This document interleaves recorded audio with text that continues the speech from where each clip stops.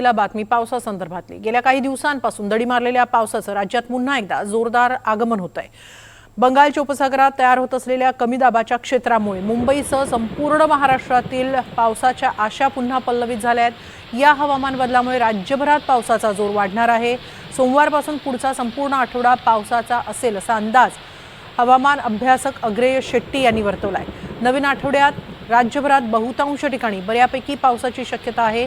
सोमवारपासून शनिवारपर्यंतच्या 6 दिवसांच्या काळात बुधवार आणि गुरुवारी राज्यभरात मध्यम स्वरूपाचा पाऊस असेल, मात्र उर्वरित दिवसात विविध ठिकाणी मुसळधार पाऊस हजेरी लावण्याचा अंदाज आहे।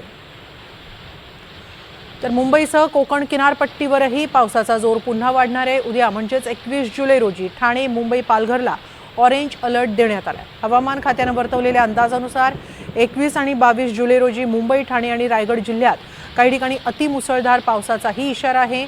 या काळात वाऱ्याचा वेगही प्रचंड असू शकतो। रत्नागिरी जिल्ह्याला 24 तारखेपर्यंत येलो अलर्ट आहे। इथं बहुतांश भागात मध्यम स्वरूपाचा पाऊस पडेल असा अंदाज आहे। तर सिंधुदुर्ग जिल्ह्याला 23 जुलै रोजी येलो अलर्ट देण्यात आलेला आहे।